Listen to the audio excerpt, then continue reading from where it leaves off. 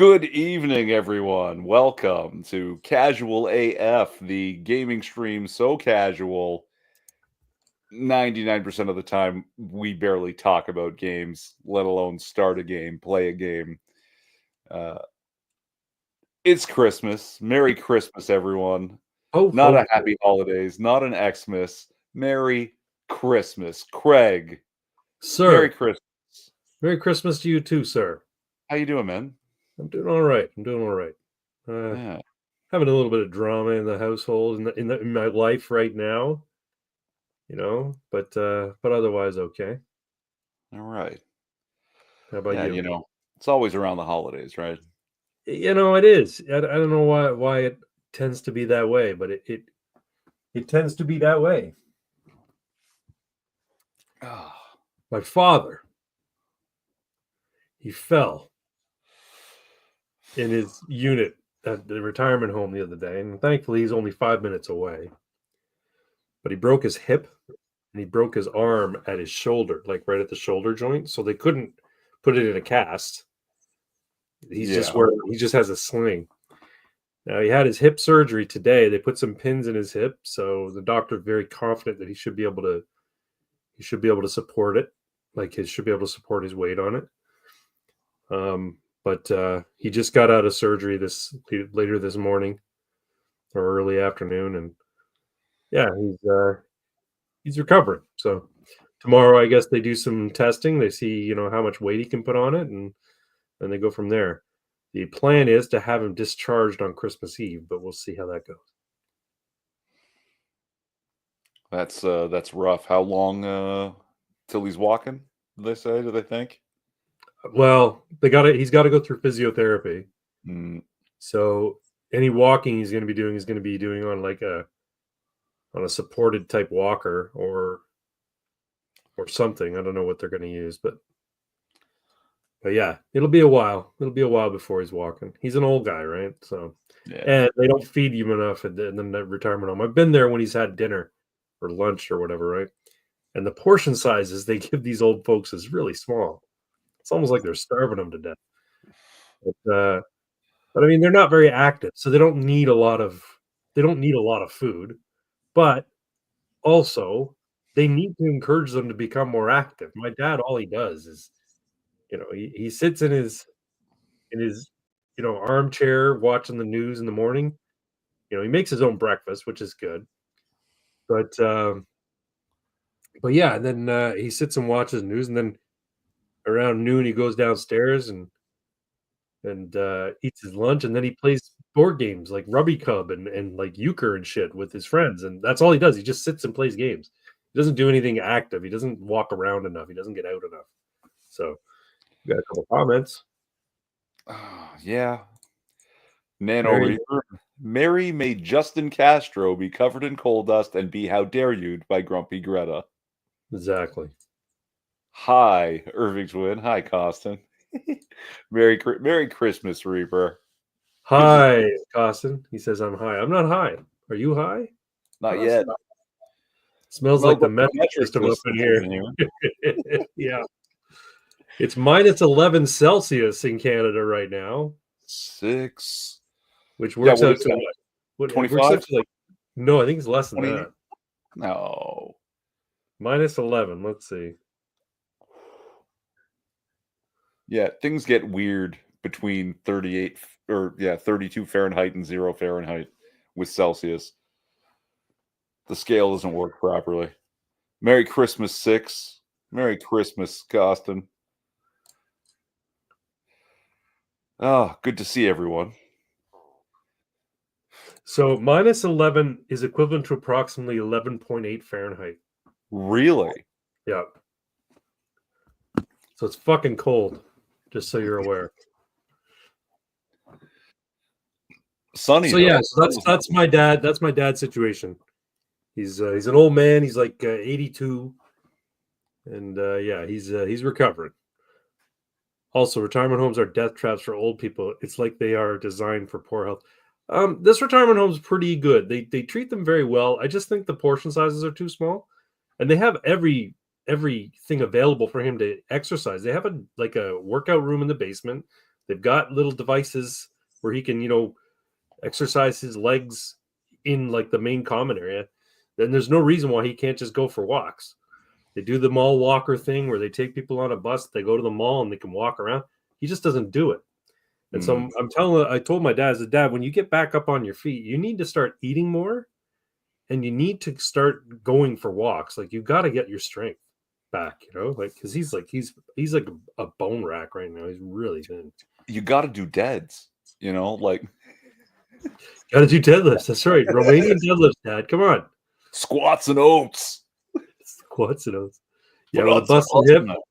Even with the busted hip, like with a busted hip, once it heals, I don't think he'd be doing squats. No, I know. He's also got MS, right? So he's partially paralyzed on one side of his body. Ooh. So yeah. See, but am I misremembering this? That actually, like, working with weights with resistance training is good for people who have MS. Well, maybe it wouldn't hurt. Like it certainly wouldn't hurt, but I think he's down. Send some of that chill down here, guys. If y'all become the 51st state, I'll expect some better cold fronts, y'all. Yeah, we got to talk about Elon at some point tonight. Mm-hmm. Like he does need to become more active. And I was joking with you in the chat. I was like, hopefully they give him some of that phalostin, which is basically it's an antagonist to myostatin. And myostatin is the protein or the hormone enzyme, whatever in our system that stops muscle growth. So it keeps us from growing muscles indefinitely. Well, phalostin, however you say it, follistatin or whatever, it is an antagonist to myostatin. So if you have a greater proportion of this protein in your system, myostatin is inhibited, and thereby you can grow muscle much better. And I'm like, oh, if they prescribe him some of that, because it's been used for muscle wasting diseases and stuff like that. Right. If they prescribe him some of that to help him grow some muscle, I'll steal some. But yeah. Honestly, I don't want Canada to become the 51st state, maybe a non-voting territory. I have opinions. We can talk about that whenever you're ready. I also have some opinions about how that would work, but it's crazy. But since we're on the subject, yeah. Have you been to the gym? Not nearly enough. Oh no. Well, I mean, I was gonna go this week, but then this thing happened with my dad, so I've been going back and forth to the hospital every day. And while that's an excuse, I could make time. My gym is 24 hours. I just haven't been going.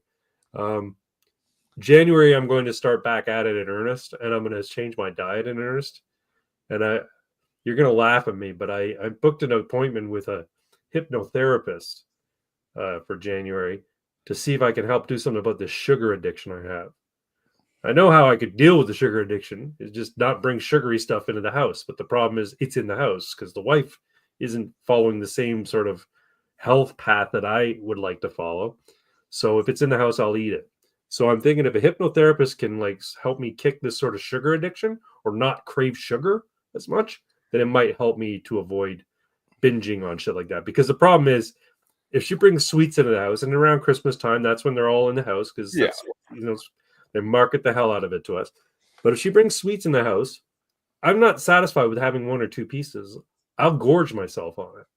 And I know I shouldn't, but what can I say? It's an addiction, right? So yeah, I mean, honestly, a hypnotherapist is the least overcomplicated thing when it comes to you and working out.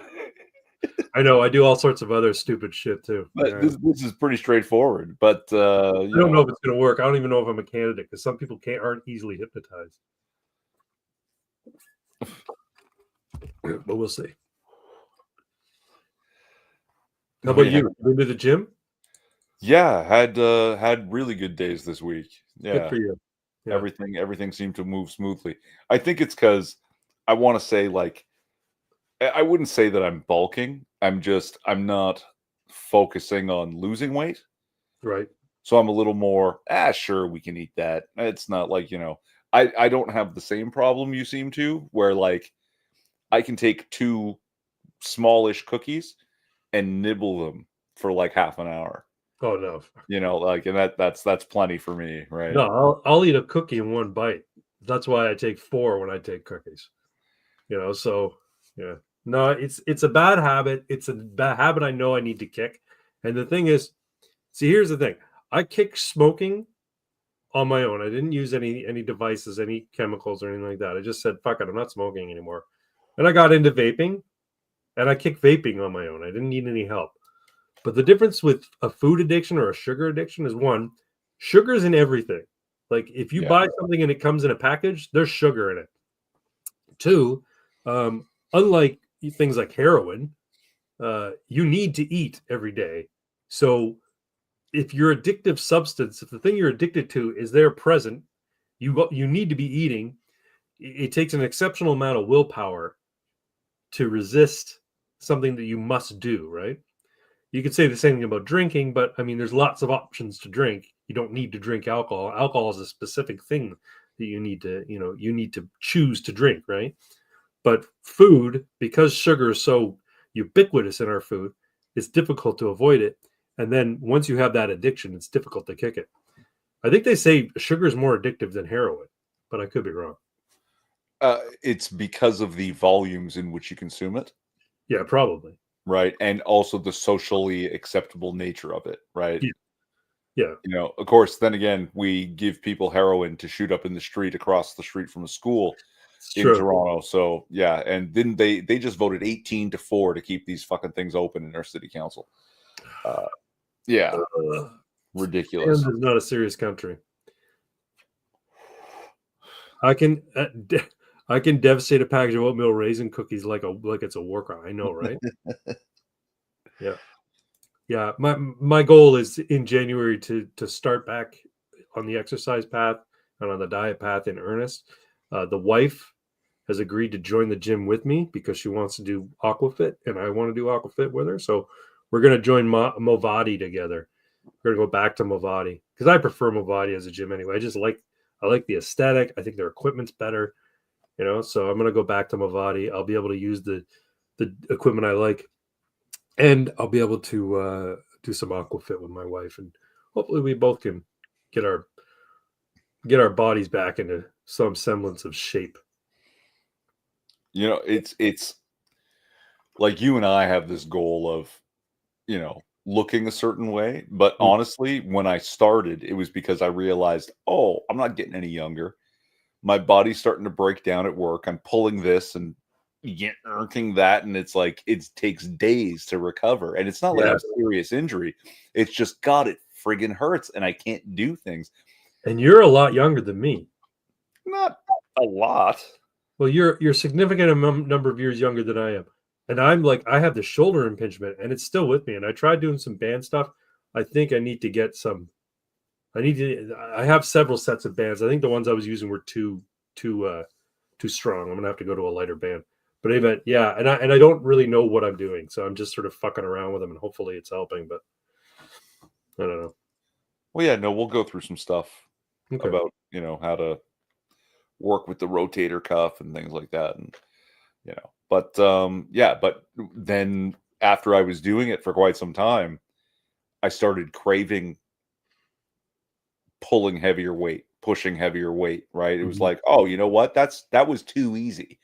Let's go again. And it's like, oh, suddenly over 2 years, I put on like 20 pounds worth of muscle. Yeah. Yeah, I don't know how much muscle I put on. I know I've put on some, but I've lost a fair bit of body fat percentage. Not enough, not as much as I want. And I'm struggling with the last 15 pounds, getting to my goal weight. I'm struggling with getting that last 15 pounds. I'm down to gym only 5 days a week and cardio only 5 days a week. Rest on Saturday and Sunday, and just say no to vitamin S. What's vitamin S? Is that steroids? Vitamin sugar. Yeah, no, I was doing gym 5 days a week, and I think, you know what? I think it burnt me out. I think I need to start going back like 3 times a week, and maybe do 3 times a week full body, as opposed to this push pull, these splits. Yeah, he means steroids. Oh, steroids, vitamin S. Oh, okay. Okay, so 6 was coming on. Was this last week or the week A couple before? of weeks back. Yeah, I was away. I was in Curacao. Yeah. And Talking about the shirt he gave you. oh no, I pulled out the shirt, right? I actually was like, "Oh my god, you know the Flynn Lives shirt from the new Yeah. Tron? You Yeah. got to make one that says 6 lives." And this was way back, and I had lost a lot of weight, so I liked my shirts snug. Yeah. You know what I mean? I get shirts too small because I'm thin again. Like this is Yeah. great. You know what I mean? I tried to put that shirt on. I couldn't get it over my chest. No shit, eh? Yeah. That's good. I yeah, so Hey, now I have to it's a good humble brag. hey, I mean, took 2 years in the gym, but yeah, Yeah. I got too big for my too small shirts. Merry Christmas, everyone. Happy Merry Birthday, Christmas, Jenkins. Jeffrey Drake. Welcome, Is that Jeffrey. It is that a looks like Warhammer in there? that's a dreadnought. I don't know if Cool. it's a Chaos Dreadnought or just a Dreadnought. What are we- Craig, it's always or Greater Ajax is always the last 15 pounds that are the hardest to lose. Just set your goal plus 15 pounds extra and you'll be happy. That's good. That's a good plan. Craig, it's wrong time of year to lose all your body fat. You need to keep warm in the Great White North. It's true. I just cover myself in whale blubber. Keep me warm. That's what we do. We go out swiling. You know what swiling is, right? I It's don't. seal hunting. It's seal hunting. Swiling is called. Oh, okay. Go out swiling. We bash those fucking baby seals' heads in, and we lather that fucking blubber all over us. Keeps us warm. Speaking of Great White North, I was at Balahack Airsoft last weekend for their Rev event as Canada Man. Had a good old time. It was good times. Probably the most fun I had at one of the Rev events. I mean, I have fun every time. But this time I had a great time. I have not. If you want to send it to one of us, Yes, please do. 6, that would be great. Yeah, Canada Man does need to get fit again. You're right, and I'm getting there. Like I said, I'm getting there, but it's still this niggling fucking middle fat that I got to get rid of, and I can do it. I know I can, but that's partly why I'm thinking of doing the hypnotist thing. Clubbing has a different meaning in the far north. That's right. It's up on Twitter. We'll circle to it. We'll circle to it. I'm sure there's some Twitter things we have to share. Do you have like a video of Canada Man? I do. You want to see it? Well, if you want to share it, right? Yeah, I'll share it. Not a problem. Give me a second. Because they do some weird stuff for Balahack. It's like promotional. So thing, right? just for reference, Balahack Airsoft is a 93-acre airsoft field in Chesapeake, Virginia. It's situated in a swamp. They got a bunch of structures there. They got a whole bunch of shipping containers that you use as terrain and obstacles that people use when they're engaging in airsoft fights, right? So when they do this Rev event, it's supposed to be a post-apocalypse kind of wasteland type of thing. And so everybody comes dressed as a wasteland character. I go typically as Canada Man. Canada Man is a superhero displaced out of time and space who's found himself in the wasteland. And yeah, so he always gets a reaction when he's there. Everybody goes, "Oh, Canada Man!" When Canada Man gets shot, everybody goes, "Oh no, they got Canada Man!" It's a lot of fun. Anyway, one of the dudes who's there, he'd set up himself a wasteland disco. And what he did was he took a Connex box, took one of the shipping containers, he set it up with like a sound, like just a boom box or a Bluetooth speaker or whatever, because it echoes inside there, and then a bunch of lights. And then he made this wasteland disco. Somebody took footage of it, so I'll show you what happened if you guys don't mind. I will. Somebody took footage of Canada Man there, so I will share what we got.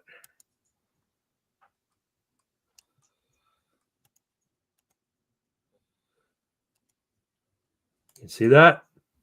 Oh yeah. There's Canada Man there.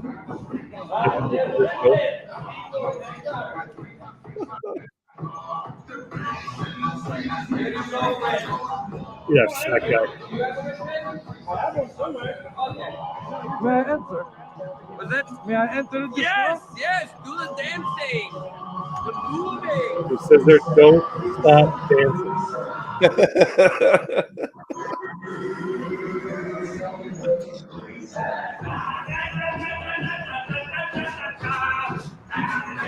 This is what clubs in Russia actually look like. Probably. Yeah, the guy was playing like a Russian type Yeah, I dance. like the disco, huh? You like it in this girl? I like Well, the this is the disco. kind of shenanigans people get up to. Yeah, I had a great time, and this guy had his whole thing was he had set up the disco, and anybody who came to the disco and danced for a few seconds, he would give them a VIP like armband, and they could use it. You know what people do at Rev is everybody brings shit, and then you trade like you're in the wasteland. So there's like this whole currency of little mini rubber ducks that people fucking trade, and the main currency that people do in the game are caps, like in Fallout, right? But people trade in all sorts of shit. People trade actual airsoft guns for just cool shit that other people brought. So it's a lot of fun. It's really cool. It's currently 54 Fahrenheit where? At the Devil's River. Davai, I don't know what that means. Levi, is that is that Russian? Probably Russian that I don't understand. Yeah, I don't know either. Anyway, if you're not far from Virginia, Battleheck Airsoft is a great place to go for a lot of their storyline events. So they have Rev in December, and then they do another post-apocalypse one called Fertile Crescent, and that's in the spring. And then they do a Wild West one, which is typically in like May or June, I think. And yeah, and then they've got a zombie one that happens around Halloween. But it's a lot of fun to go there. And then, of course, they do their regular weekend games, and it's a lot of fun. So, yeah, it was a good time. Yeah, and I mean, it falls under WAGME. I'm sure you do a lot of walking, carrying You know, around the. on the first day, my what do you call it? My smartwatch died, but on the first day, I did 21,000 steps. Oh, that's like 13 miles. Yeah, it's good. It's a good run. Yeah. Yeah. Evening, Pox, and Merry Christmas to Pox, Ajax, if I didn't say so already. Devil's River is spring feed river that feeds in the Rio Grande. It is just north of Mexico. It's the most pristine river in Texas. Oh, interesting. So Nano Reaper's in Texas. Is Nano Reaper in Texas too then? Because the No 6 is in Texas. Mm-hmm. Yeah. But about your sugar thing, I'm telling you, man, diets of exclusion are hard, especially when you're lacking the willpower or you're addicted to something. That's why I'm thinking the hypnotism might help. Sure, but I also keep telling you, diet of addition, right? Like, okay, my buddy's mom, for the entirety of her life, before each meal, she drinks 2 big glasses of water. And then Just she's full. in your stomach. Yeah.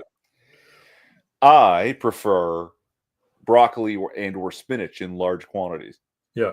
Right. If a third of your plate when you sit down to dinner is broccoli and you put it in you first, trust me, the rest of your portion sizes just get smaller. They're gonna make me think I'm a chicken and I'll get stuck like that. Don't do it. Yeah. Well, I'm just doing a consultation in January. I'm just gonna go talk to them. I think they're gonna do an assessment to see if it's possible for me to be hypnotized. Because I've gone to like stage hypnotists before. And, you know, I got up on stage just to be part of the thing. And it never works. So I don't know if it'll work. I might not be one of those people who can be hypnotized. Well, remember, like hypnotism is not necessarily, especially like for hypnotherapy, is not necessarily actually about hypnotizing you. No, it's more. It's about creating associations. Yeah. Right. So here, you don't need a hypnotherapist. You don't need to spend money out of pocket. I'm going to do this for you right now. Okay. You can eat whatever sweets you want, whenever you want, in whatever quantity you want. Okay. But when you do, you have to reach down and grab the fattiest part of your belly or side and hold on to it while you eat. Interesting. Just reach down and hold on to it and put that in your mouth and think about how that's going right fucking there. Every bite. That's a good call. You'll stop doing it. You know what? I'm gonna try that. I'm a fucking genius. You know what? I bet you that'll work to the point where when I go to reach for a sweet, I'll grab that fat in my belly and I won't even reach for it. It'll make you You hesitate. know what? Fuck this thing. I don't need it. So yeah, because I know, like I said before, I know it's bad. I know what I'm doing is wrong. But addiction. What can I say? Anyway, it's all good. I'll get it sorted. I'm 54 years old. I'm still relatively healthy at 54. I don't have any other underlying health issues, so I don't think it's going to be very easy for me to lick this and get where I want to be. But it's going to take work, Greg, if you need a waterproof replacement for your smartwatch, try a Casio WSB 1000 series.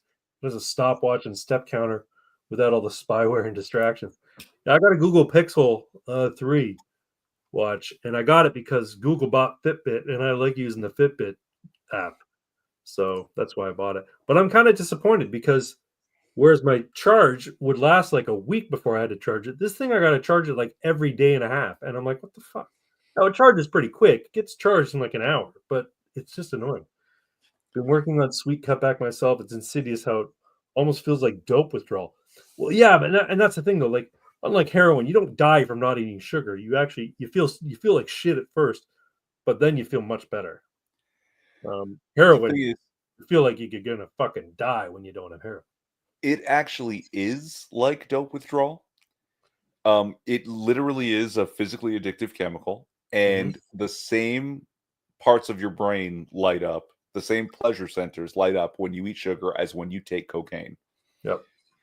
And when I first went on the no sugar ever, like at all, I lost the first like 5 to 7 days, especially towards the evening, like 10 p.m., 11 p.m. I would literally get shakes. Yeah. I would be craving sugar and my body would be shaking uncontrollably. I was like, what the fuck is this? And it just made me more stubborn about it. Like, it's all true. Sugar's the devil. Like, so. Yeah, refined sugar was originally developed as an animal feed. Yeah, pigs, right? They tried giving it to pigs and they all fucking died because they were feeding them the sugar just as sugar, right? They weren't like adding it to grains or anything like that. They were just eating straight sugar and they fucking died because it's essentially poison for your liver. So in those quantities, for sure, yeah, it turns your liver into just fat. Anyway, but it is what it is. We're all going to make it, as you say. We just have to keep our eye on the prize. Stay focused. Wag me, bros. Wag me. That's right. So, Freeland fucks off. Yes. The fall economic statement was finally scheduled to get dropped. Was it sometime last week? And day of, she resigns as the finance minister. No, she resigned as. Did she resign as finance minister or resign? Oh yeah, she resigned so that she didn't have to give the bad news, and preemptively left the cabinet before he could shuffle her out. But didn't her letter indicate that he wanted her to? He was going to ask her to step down or something, and she said, "You know what? I'll just fucking quit," or something along those lines. Yeah, like she's still an MP, right? Yes. She still sits in the house with her ugly fucking face and her red dress is 2 sizes too fucking small. Yeah. Yeah, and but he was basically going to kick her out. Y'all he could announce they have been quitting left and commies as opposed to left and right. Yeah. No, it's true. It's and then Trudeau, rather than face the music, decides to go on vacation and prorogue the government, prorogue Parliament, I should say. Which normally when they prorogue, it means they're calling an election. Now our election is scheduled for October 2025. But he beat them to the punch before they could call a no confidence vote. Right. Because Right. Jagmeet Singh, his partner in crime, said he's going to ask for a no confidence vote. But Why announce this? I mean, this is the thing. I don't know why he announces these things. If you're going to call for a no confidence vote, just fucking do it. Because I think he wasn't. I think it's a ruse. Yeah. I think he told Trudeau, look, if I want to have any chance, I have to say I'm going to. So I'm going to announce it publicly, and then you can beat me to the punch and prorogue Parliament. Right. And we all go home. So they went ahead and did that. Now, this actually has a couple of other effects, because proroguing Parliament actually shuts it down entirely, and it, like, anything left on the table dies where it sits. Right. Which includes Bill C-63. Right. Because basically, which is good. Yes. It buys our boy Wycliffe more time. Because he's really doing some good Have you been work watching his channel at all? Off and on, yeah. Like, I mean, Yeah. as much as I can watch. I mean, he was actually live just now. Yeah. I think he may still be live with Jeremy McKenzie. He might be, yeah. So, but you know, it, like, the side effect here is actually better, because there's not a bunch of terrible things they can start pulling over the you know what I mean? Like, yeah. But yeah, no, I think it was all calculated between Jagmeet Singh and Trudeau. Yeah. Right. You're so probably everybody all, gets to save some face for an hour to try. It's all a bunch of kabuki theater. Yeah. Yeah. She looks like a sausage casing, he says. You're right. New Year's resolution for push-ups every other day at least. That's a good call. I watched a video just today about this young skinny British guy who did he put a video challenge out there for his viewers on YouTube. 1 like equals 1 push-up, and he got 3,600 likes. So he had to do 3,600 push-ups, not in one day, but he had to accomplish 3,600 push-ups. Now this guy was a scrawny, skinny, fat kid, right? And he ended up doing the 3,600 push-ups, and the transformation by the time he was done, you know, was remarkable. You know, he lost a lot of his belly fat. His arms had grown in size. His chest had grown in size. He started with doing just basic push-ups, and then eventually he started doing stair push-ups. So like his feet were on stair 1 and then stair 2, and then he started doing diamond push-ups. He said the diamond push-ups were the hardest, which is funny. Oh, yeah. I do find them hard too, but I like doing diamond push-ups. I really feel it when I do diamond push-ups. But yeah. So no, you know what? You said it easily. If you can do 10 push-ups now and you can do that 10 more times a day, that's 100 push-ups a day. Yep. You know, doing 100 push-ups a day every day for like a week, you'll be it'll be remarkable the change you feel. See. Well, see, I had started doing that. My buddy had told me about it. Yeah. And within 3 months, I was doing 4 sets of 25 while I would have my coffee in the morning. Good for you. And then I do 4 sets of 25 while I was making dinner. So you did 200. So I was doing 200 push-ups a day, and like, I was strangely fucking jacked from just what is really a handful of push-ups. It's a remarkable exercise for what it can do for your upper body. Absolutely, yeah. It also does work for your core too, because you have to. You're basically planking, so you know. Yeah, that's good. Yeah, I should get back into it. I've been doing, you know, my step counter, fitness watch, whatever, tells me every hour get up and move around, right? Well, I've been combining doing squats with that, or what do you call it? Chair dips. Yeah. Or incline push-ups. Because I don't have a lot of room, so I'll do push-ups on the banister. So I'm doing a leaning push-up, which is easier than doing like a straight push-up, but it's still a workout. It's still you know, engaging your arms and your chest. But no, we should all get back into exercising.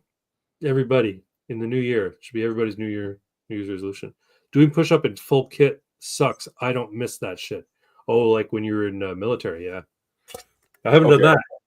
So I think their full kit is almost 60 pounds. You're probably right. I have a weighted vest. Yeah. It's like 17 and a half pounds. Yeah. And when I was doing those 200 push-ups a day in sets of 25, I put it on. I could barely do 10. Wow. Yeah, like it's a big difference, man. Yeah, no doubt. Which is ridiculous too, because the weight I had lost, I could do more push-ups when I had that weight on me. Yeah. You know what I mean? So it's like, holy shit, I was carrying this around. Yeah, but it's distributed better, right? I don't know. It's everywhere as opposed to like in the middle of your. Still, it's just like you think about, well, I heard a story of a woman who would, every time she lost so many pounds, she would put a brick of the same weight or a weight in a backpack. Yeah. And then she would take the backpack when she would go run. Yeah. And it came to a point where there was so much weight in the backpack, it was hurting her. And so she had to take the backpack off and was thinking, how did I live like that with all of that excess weight on me? Yeah. My brother was talking about, he does, he coaches for under 14 football players, like kids playing football. Yeah. And there's a guy who's part of this league, I guess you call it, or club or whatever, who does announcements. He sits up in the booth at the football fields or whatever, and he announces. But he's a big guy, like pushing 400 pounds, kind of thing, right? Jeez. And he was basically talking about him with a bit of disgust. Apparently, not only is this guy, corpulent, but he's also a bit of a jerk too, and bad hygiene and treats people poorly and all that sort of stuff. And I said, well, think about it this way, Mike. You like golfing, right? You go golfing, you take, your 70-pound golf bag or whatever with you, and you drive around in a cart. You ever walked an entire 18 holes with your bag as opposed to using the cart? He's like, yeah. And I'm like, okay, now imagine walking with 3 of those things everywhere you go, every day of your life. That's what that fucker's going through. Now, it's not to give him an excuse for being that way, because he got himself in that situation, but it's true. Imagine living like that, Imagine the kind of shortcuts you want to take in your life because of it. Imagine the kind of things you neglect because everything is just so much more difficult, right?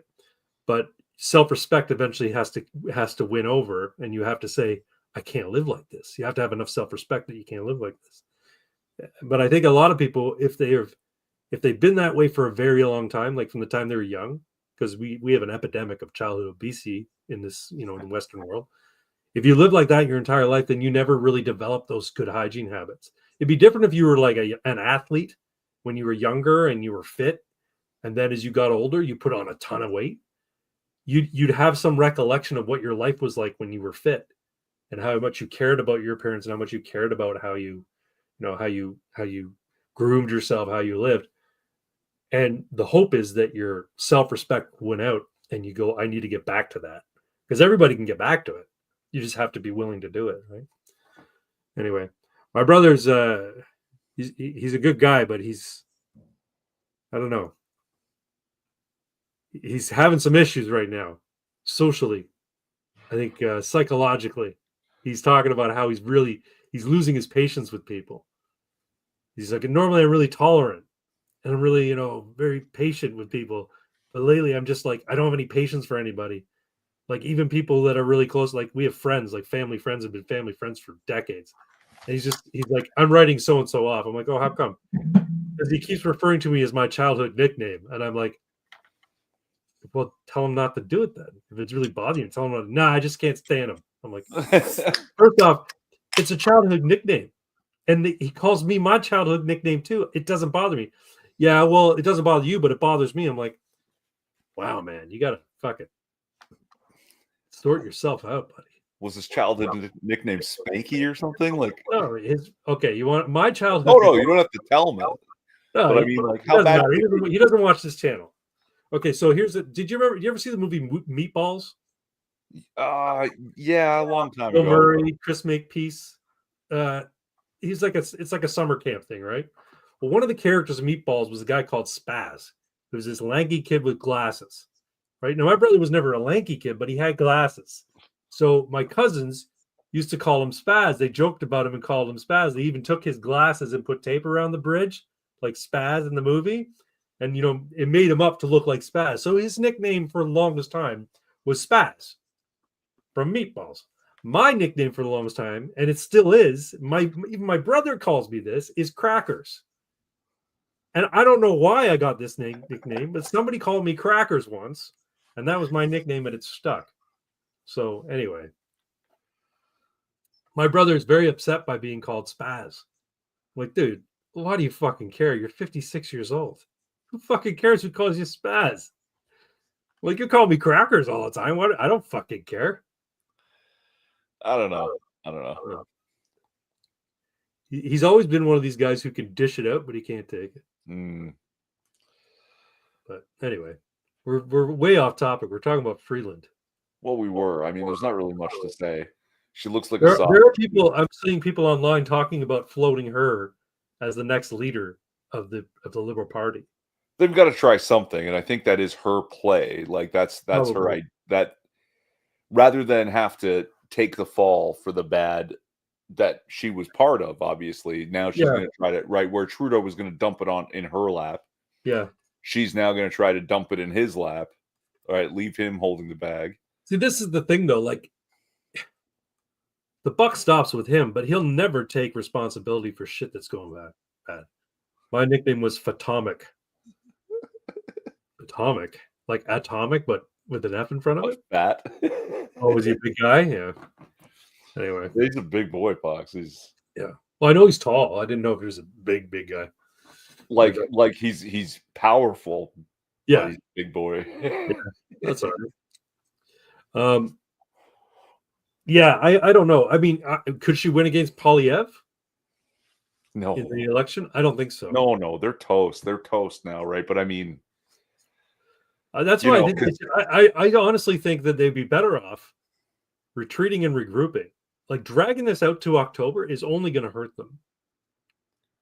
Like, if they just took the loss and said, okay, fuck it, we're done.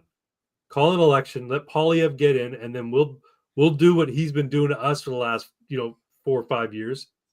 We'll just needle his government the entire fucking time and criticize his government.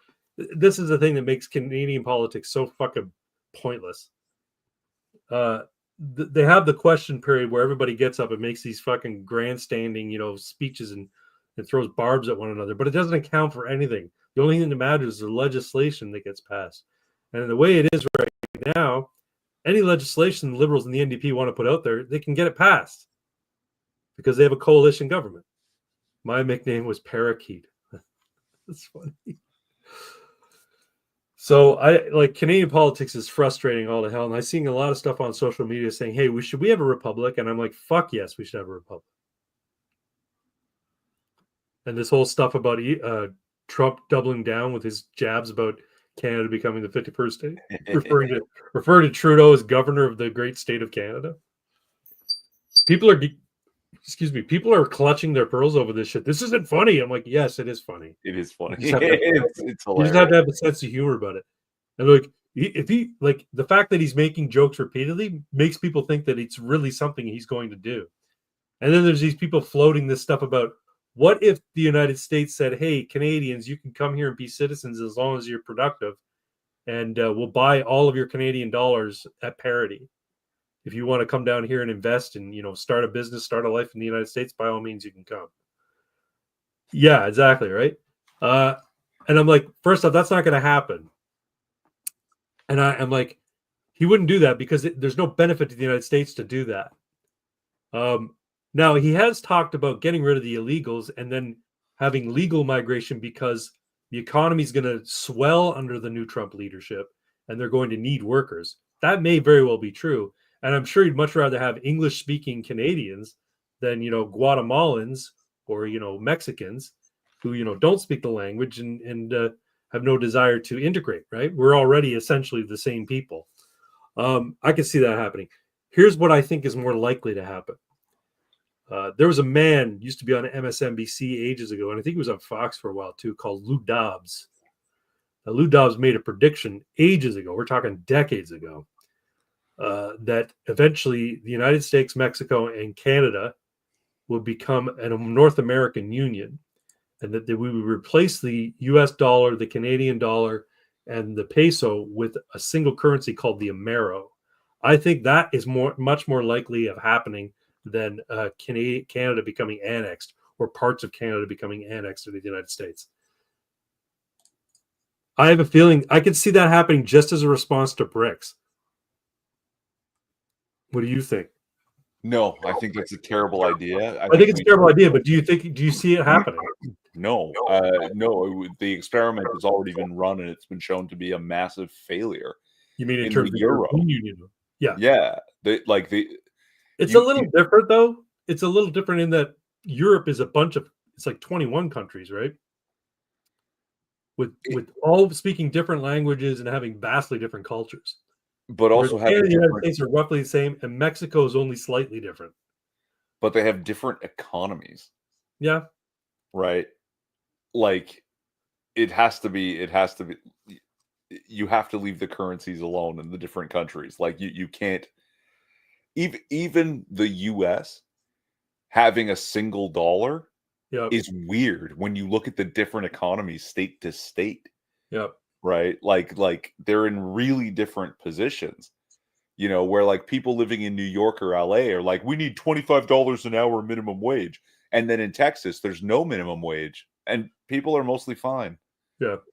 I would be okay. I would be okay with a North American currency if it was like a gold back. You know the gold backs, right? Sure, but that would just be real money, and that's a different thing entirely, right? Right. If you get Canada, the United States, and Mexico on board with having a gold back currency, like an actual physical bill that has gold embedded in it, like the gold back, I think that would be beneficial for all countries involved. No, we'll just take Alberta, the S province, and Manitoba. He That's didn't want to spell it wrong. Saskatchewan? Yeah. Yeah. Yeah. No, because fuck globalism, fuck the EU, and fuck Canada and Mexico, because those two would try and disarm the American citizen just like the EU did to the European countries. Yeah, no, I see what you're saying. I'm just saying I predict that I shouldn't say I predict it. I say I can see it happening. I'm not saying it's going to be good, but I could see them trying to put something like that forward. Would it be under a Trump presidency? I think the idea would probably be floated under a Trump presidency, and then machinations towards it might happen near the tail end. But more, No, he understands money too well. What's that? He understands money too well. Yeah, but that would be terrible. Sure, but if he believes that it's a good strategy, then he might do it. Right? He might push for it. I think the EU should be disbanded as well. I think it's an unelected body that does poorly for the member states. If they try to use a common currency, the inflation, Mexico would be 2,000 up in less than 6 months. Yeah, probably. Yeah, but that's the thing they'd be looking at as a savior for their shitty currency that is right now, right? Disband the UN. Yeah, I agree too. The UN's also a garbage organization, and the World Health Organization. Get rid of that nonsense too.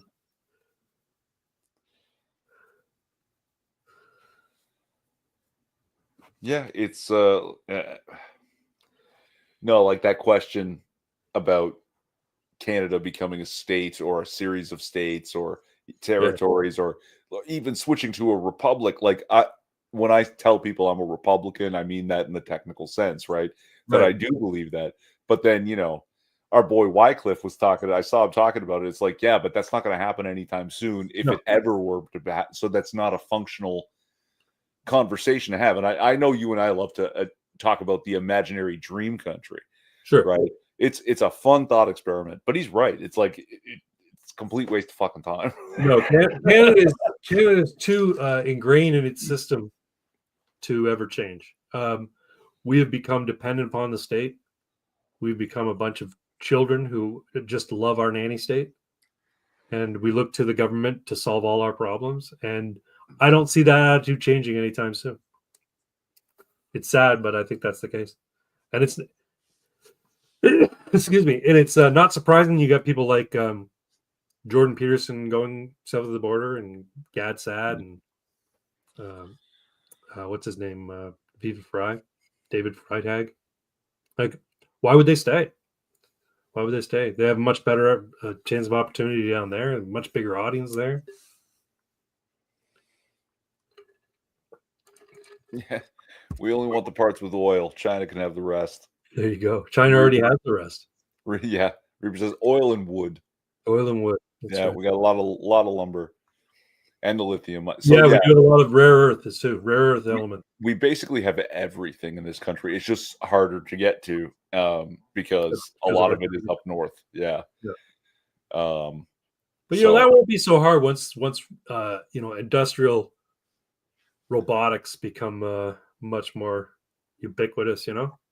Robotics are just moving leaps and bounds, and if they can put a team of robots out there to mine that shit, and people can be sitting back inside of a warm fucking trailer while the robots are doing all the shit, then it'll be just that much easier to mine. So it's funny. The Boston Dynamics robots, right? You've seen them. They do the dancing and the flips and all that. Yeah. People have wondered, hey, when are the robots going to take over those labor jobs? Like, from the shipping companies and it's like they can already, but they're too expensive. It's cheaper to pay a human being from 18 to 65. Oh, no, it is. Yeah.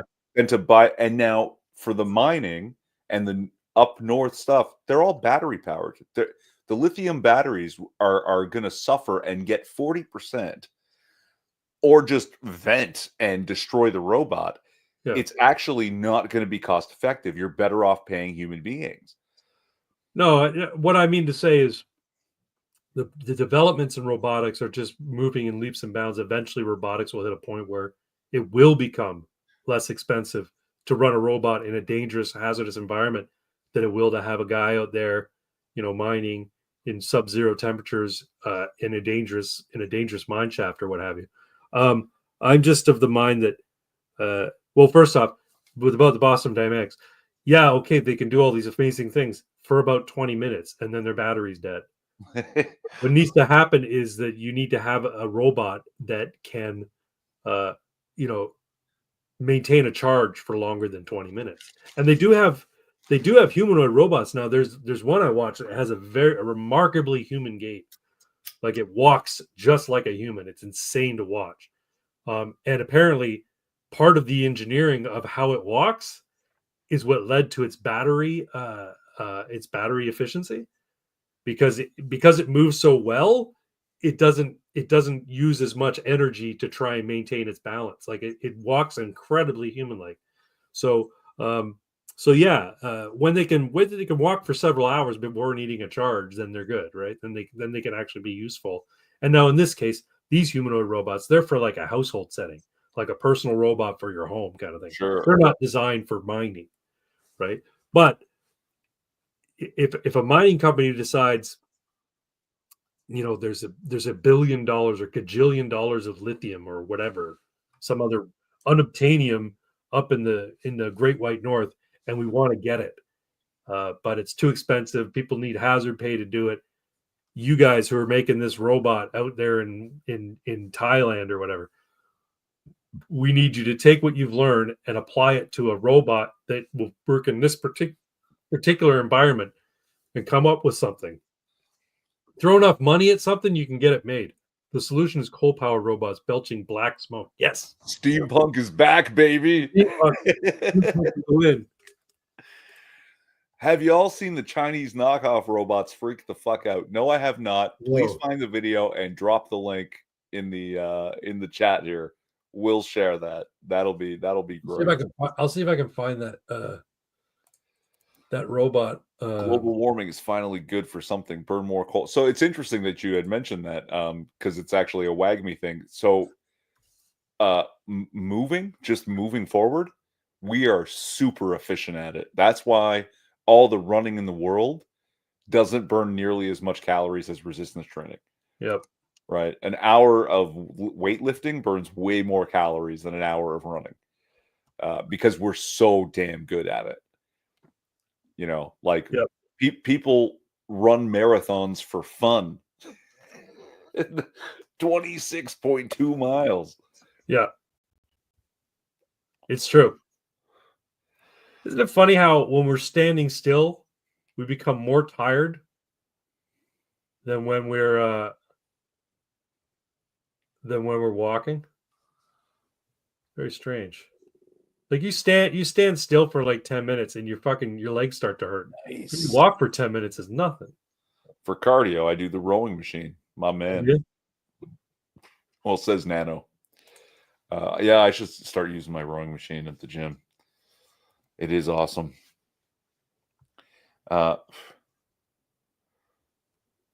Yeah, so there's something about lactic acid to ATP transfer. Yeah. Right? ATP is the energy you burn, and lactic acid is the waste product. Yeah. But you can turn lactic acid back into ATP by doing light movements. Right? So a warm up of, a steady or quick walk or a light jog actually converts more lactic acid to ATP than ATP to lactic acid. So once you suddenly stop, you're just producing the waste and not turning the waste back into ATP. And that's Right. what the burn is. It's literally an acid buildup in the muscles. Yeah. You see that? Yeah, we've got it. Here, check this out. Watch this robot walk. How fluid it walks. It's insane.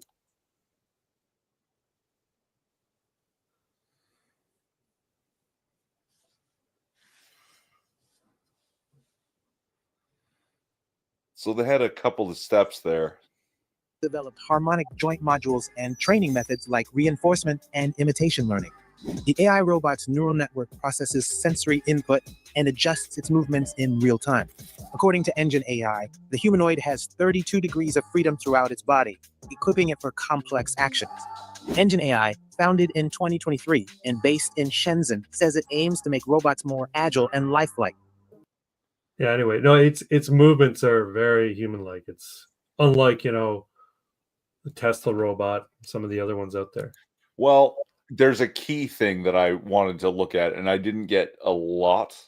Yeah, there's more footage out there. There's better footage, but you can look it up. It's Engine AI is the company. I wanted to see its ankle toe movement. Oh, I'm looking mainly at its hip movements, right? Sure, but a lot of our movement and efficiency comes from the subtlety of the ankle rolling to the ball of the foot. Right, that we can shift the weight with a very little movement, and so you don't have to like push as much, like, because you can just rock, and as you just rock forward and then the other leg swings out and catches the weight on the heel and then rolls to the ball, you save tons of energy, and the ankle flick and the roll of the foot isn't there. It's a very flat sort of thump. Yeah. See if I can find longer footage of the thing. Oh, okay. Six has sent you the link. Maybe Discord.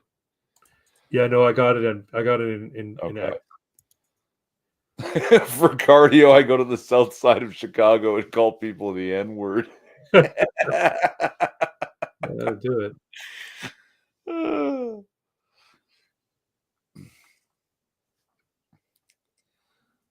Yeah, so this is robots freaking out. Chinese robots freak out or something. Like, do they murder people? Do they murder themselves? I don't know. A robot self-deletes on stage. Let's take a look.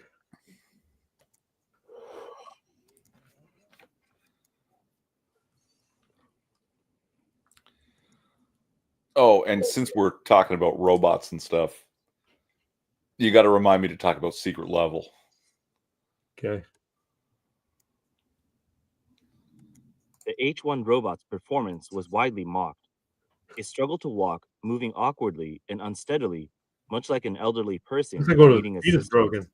Its heavy stance he's like even tore a hole punctured in the the mat, carpet, drawing waves of laughter and a flood of mocking comments online.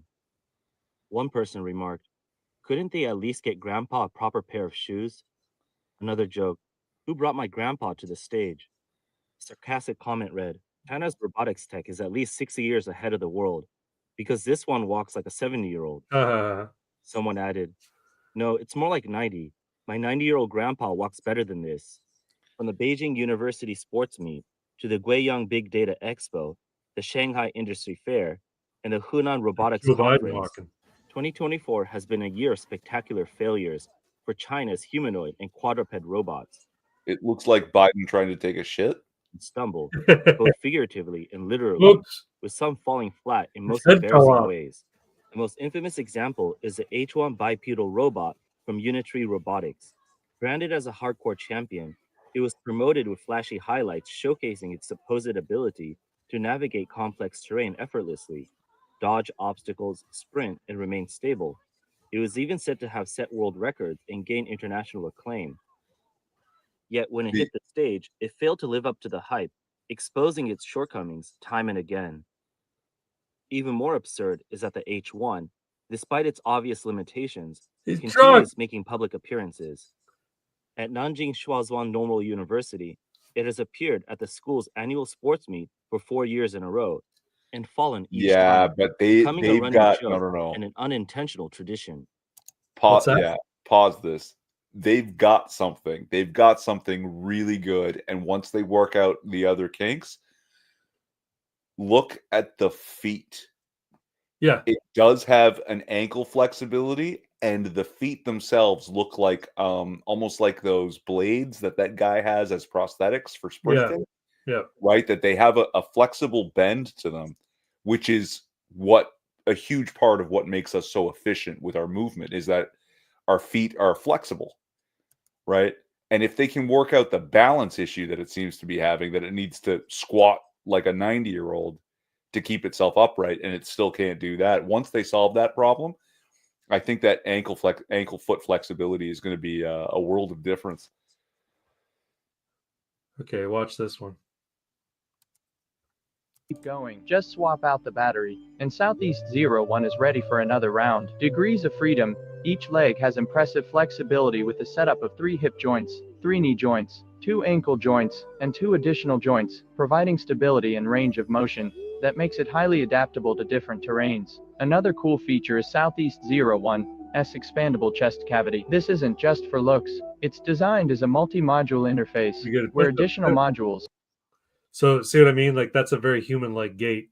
And while it looks like it's a rigid foot, they've got the joints down in the ankle. So see, they say they have them, but I'm not seeing the fluid kind of movement and that transfer from the foot to the ankle. Or detached. This flexibility means Southeast 01 could be customized for different applications without needing a complete redesign. It's a modular approach that could make maintenance and upgrades much simpler and faster. Southeast 01 is no ordinary bot when it comes to perception. Equipped with 3 high-precision stereo cameras, it has an advanced environmental awareness system combined with dual obstacles.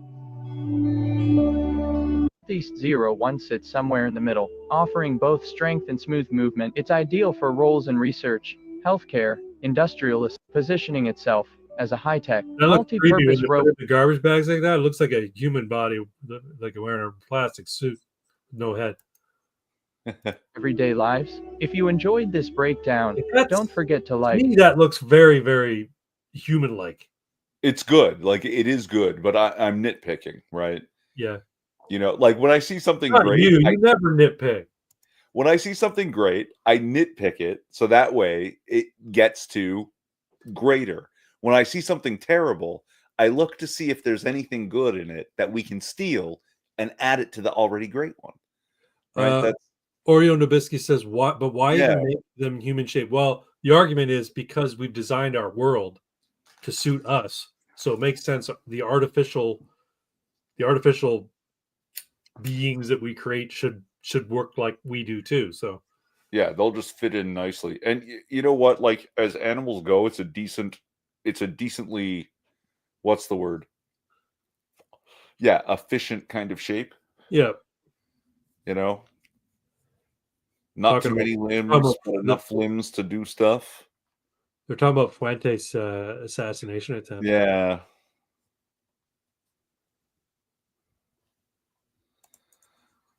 Stereo cameras when you want to listen to music through your cameras in stereo. The Fuentes situation just showed me for the upteenth time the left is side with impulse control and violence issues. Yeah. Yep. Spider Shape would be far more stable weapons platform. Well, yeah, like the robot dogs. Those are the ones they're going to mount fucking machine guns on. Speaking of which, somebody brought a remote control little tank dude to the Balahak for the Rev. Mounted an SMG on top of it, and was like driving it around. Nice. It was really cool. Yeah. Oh my god. It's called Guido. Guido the tank. Speaking of tanks and robots. Yeah. So on Amazon, on Prime, there's a new anthology series called Secret Level. Okay. I'm pretty sure it's the same creators and team or teams that did Love, Death, and Robots. Oh, okay. But for Secret Level, it's all from video games. Oh, cool. So it's all these shorts that can be like 6 to 18 minutes long. One of them, or not from video games, but from games, right? Yeah. Mostly video games. And one of them is a Warhammer 40K one. And it is fucking awesome. Yeah. It is so fucking good. It made me like as excited as the fan-made Astartes thing. Yeah. If you've watched that, and it made me think, oh my God, Henry Cavill is actually in talks. I think they have an agreement to make with Games Workshop and with Amazon a live-action Warhammer 40K that Cavill will be helming. Well, that's cool. Yes. Yeah. So I heard he was pissed off when he heard that women could be space marines. When they said, "Oh yeah, no, the Astartes, they could be, yeah, women could totally be Astartes. Yeah, there's plenty of women." What? He's like, no, not Astartes. Apparently, they can be Custodes. That it was never actually laid out in the thing the way it is with the Astartes. It's very clear with the Astartes that only males can survive the transformation for whatever reason. But they never said the same about the Custodes, apparently. Either way, there are women in Warhammer 40K. They're called the Sisters of Battle. You want to be a woman and fight for the Emperor, you become a Sister of Battle. Or Imperial Guard. Imperial Guard could be women because they're just humans. So they're humans with plastic helmets. That's right.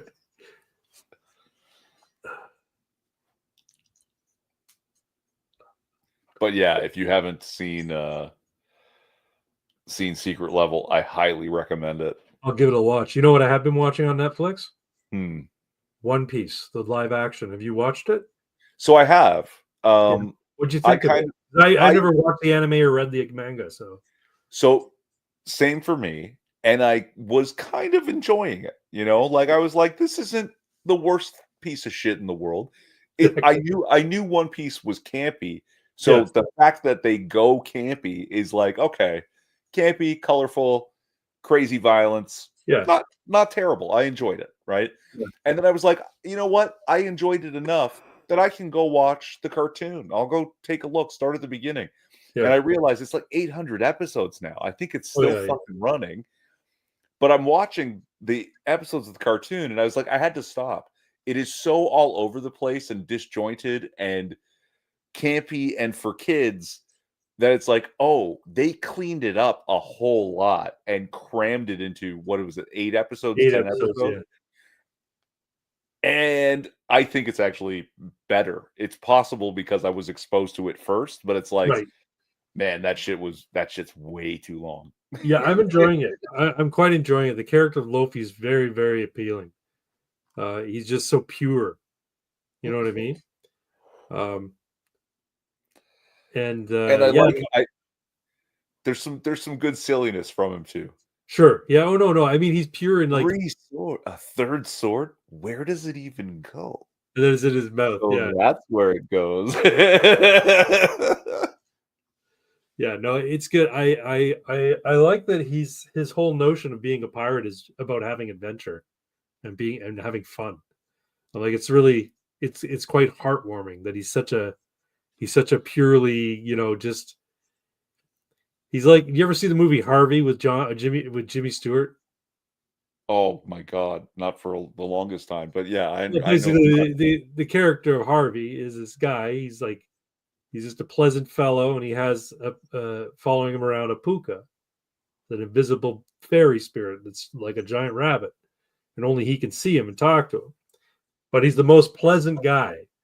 But his family is like so embarrassed by him because he has no qualms about introducing his invisible friend to people. But in any event, when I think of Lofi, I think he's like the character Jimmy Stewart's character in Harvey. He's like, the world around him doesn't seem to matter. He has his own vision about what the world is meant to be like, and he's going to pursue it based on that, which is really, really quite appealing. And the other characters are good too. It's been enjoyable. Yeah. That chick is cute. Oh, the chick who plays what's her name?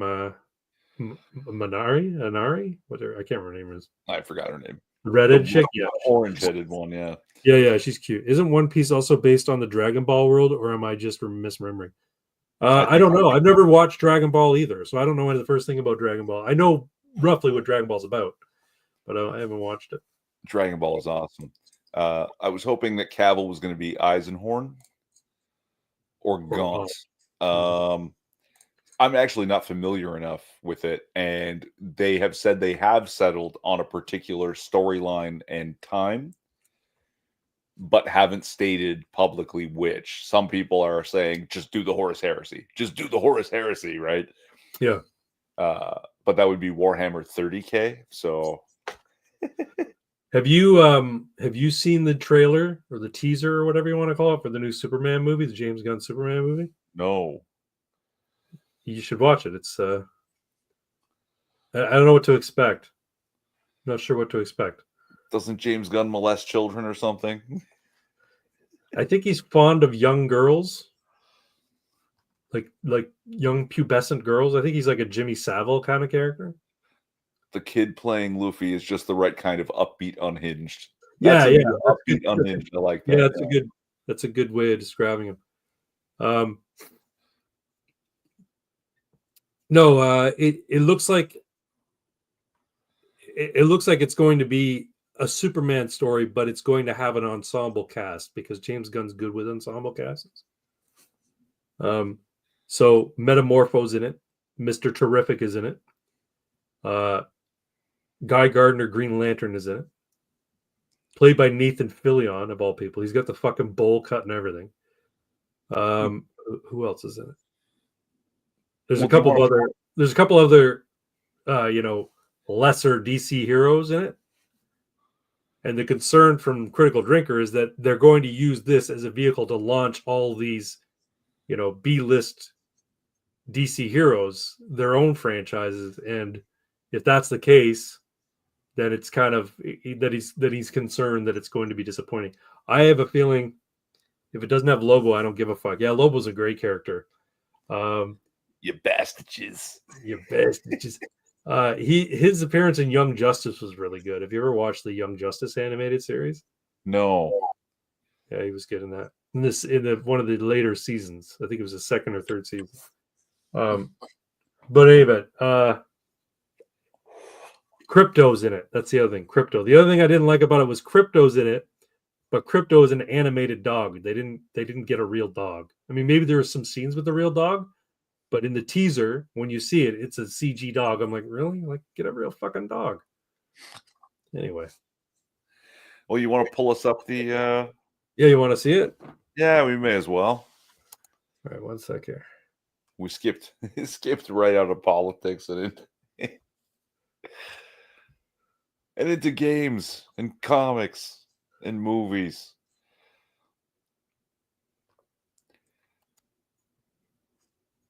Yeah, people were real upset during the Marvel DC crossover when Wolverine beat Lobo. Real upset. Like, Lobo's one of them. because Lobo's one of the handful of DC's characters that can go toe to toe with Superman. Well, Like, only because he can't be killed. Well, he's also strong enough to like knock Yeah, okay. Superman down. Like he's Yeah, like it's a real fist fight. Yeah, motherfucker. But yeah, I mean, they both are immortal in that they regenerate, right? So.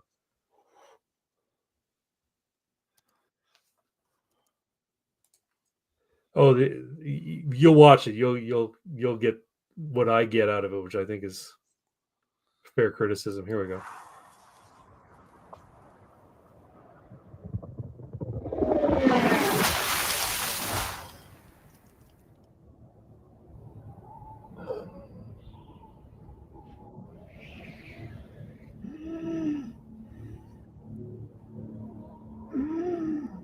Okay, I'm not sure I like the suit, but we'll get there. That mop that Clark Kent's wearing looks kind of.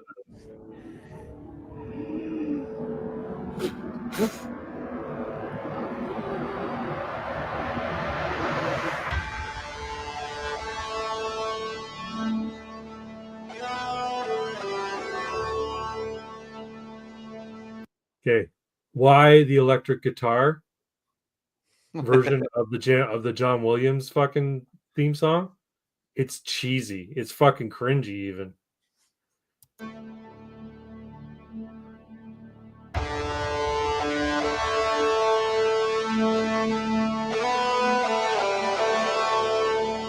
Okay, and there's Jonathan Kent. That's not how I picture Jonathan Kent. Is Whoever that fat guy is. Yeah, but I mean, which actor is that? Is that Kyle I don't Gass? know. I have Kyle Gass. Can you imagine? I have no idea. Some bald dude who doesn't. When you think John Kent, I don't think of him. But whatever. No, you think Smallville. Yeah, you think Smallville. You think he's got. He's older, but he still has a full head of hair. He's not a slovenly fellow. But Rob Reiner. Rob Reiner.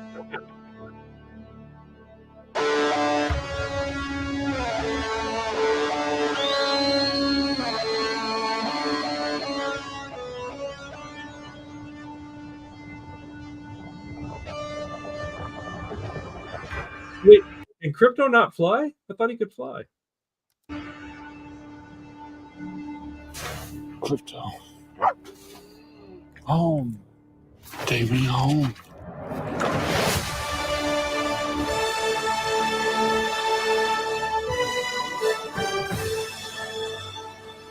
Crypto's also very clearly some kind of skit.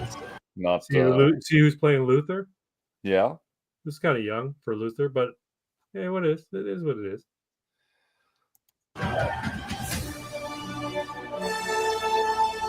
Superman. I don't like him very much at all. Oh, Hawktail, that's the other one. He's a fucking kaiju for some reason. I don't know. It looks like it's going to be like a very big adventure. You know what I'm saying?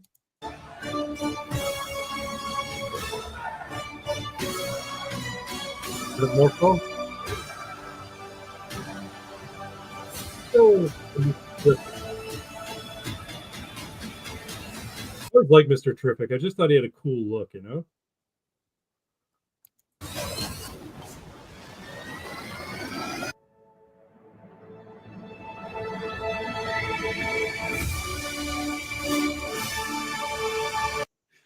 He's no Henry Cavill. I'm not excited. I'm not excited either. Henry Cavill filled out the suit. He looked like Superman. This guy looks like a guy playing Superman. And and Crypto, man, like that's I don't know whose idea that was. That's ridiculous. Like a 25-pound terrier. Yeah, I don't get that. Like a 65-pound stark white Belgian Malinois. Yeah, that's what he's supposed to be. He's supposed to be a powerful looking dog, you know? But yeah, he looks goofy there. Why not make him a Chihuahua or Pomeranian? Could you imagine Crypto as a Pomeranian? That'd be fucking hilarious. A stark white Pomeranian. Anyway, no, I don't know. When you think of people who sort of are quintessential Supermen, right? You think the guy who did the voice in the animated series, dude sounded like Superman would sound. Okay. Christopher Reeve looked like Superman. Henry Cavill looked like Superman. You could say that Brandon Ruth kind of looked like Superman. I didn't like his suit. I didn't like the movie either, but this guy, he doesn't come off as Superman to me. That's just me. I liked Brandon Routh because you don't have to sell me Superman. Slick your hair, put on the suit, you're Superman. Yeah. You have to sell me Clark Kent. Right? And Superman has to sell the world Clark Kent. And that movie made a point of doing that. Yeah. Right? And like there's a couple of good scenes. There was one from the original preview where Jimmy Olsen, what's her name? Lois Lane, and Great Caesar's Ghost. What the hell is it? Perry White. Perry White, yeah. Are in the office and they're looking at this blurry picture of the sky with a streak in it, right? And they're going, it's a bird. No, it's a plane. And then he walks in, pushes up his glasses and says, "You wanted to see me, Chief?" Right? And it's like, you're selling me Clark. Yeah. And later they're talking, two characters are talking. Lois Lane's talking to the love interest that she has at the time. Yeah. And she's telling them all Superman stats because she knows literally everything about Superman. 6'4", 225, blah, blah, blah, right. And Clark is listening on the other side of the office. And the guy's just looking at him and he goes, "How tall would you say Clark is?" "About 6'4". "What do you think he weighs?" And they both look up at him with a suspicious look. And then he turns to them and goes, and they're like, "Nah." Which is a goober. The guy who, in the WB series of Supergirl, which is a fucking awful series, by the way, Superman makes an appearance. And the guy playing Superman in that series is pretty good. He has the look. Is that also the same guy? Did they spin off from that where he goes back to the farm with Lois and his boys? Could be. One of the boys has powers and the other doesn't? Yeah, I think, that is, yeah. Yeah, he's decent. Yeah, he's pretty good. I should have a Scotty dog with a little bat mask on. Batman does have a dog. Does have a bat dog. I can't remember what his name is. Is it Shadow? I can't remember. But Supergirl has a cat called Streaky. Streaky? Yeah, Streaky. They even made an animated movie of the Super Pets. Superman and Lois, the actor is good. Oh, Dean Cain. Or Lois and Clark.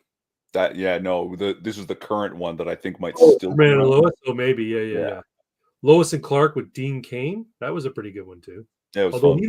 he looked very Asian. He looked like a very Asian Superman. I'm like, isn't he a little Asian? He might Hawaiian or something. Could be, yeah. But anyway, it was a good series. Lois and Clark was a great series. Terry Hatcher and Dean Cain. Yeah. There might have been a Super Pets comic run. I know they did an animated movie, Super Pets, with the Batman pet, the Superman pet, and Supergirl pet. But yeah, if you want a good DC fix, go to the animated universe because all that stuff was really good. I've only seen a couple of them, but they've just spot on every time. Justice League Unlimited was great. Superman the animated series was great. Teen Titans was good. The original Teen Titans and Young Justice. Young Justice is great. Great series. Aquaman has a hammerhead shark. Does he really? I remember back in the day, Aquaman used to ride around on a giant seahorse. Him and Aqualad would ride around on giant seahorses. The seahorses look awesome. They do look cool, but they don't swim very fast. I'm like, why is he riding on something that can't swim very fast? He can swim fast. They're terrible, slow and clumsy, man, because all they have are those little tiny things on the side of them. Yeah, and their tails are for like gripping, not for. Yeah, that's right. That's right. Oh, Aqualad was nightmare fuel. Yeah. Cheetah was a litter box. Cheetah has a litter box. Yeah.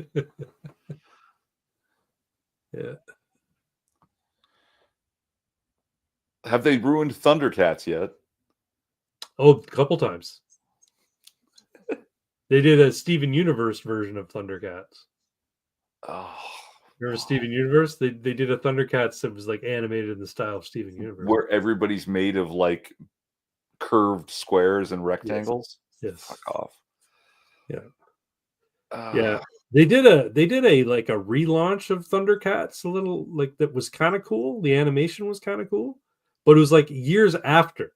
So it's basically like a sequel to the series. Right.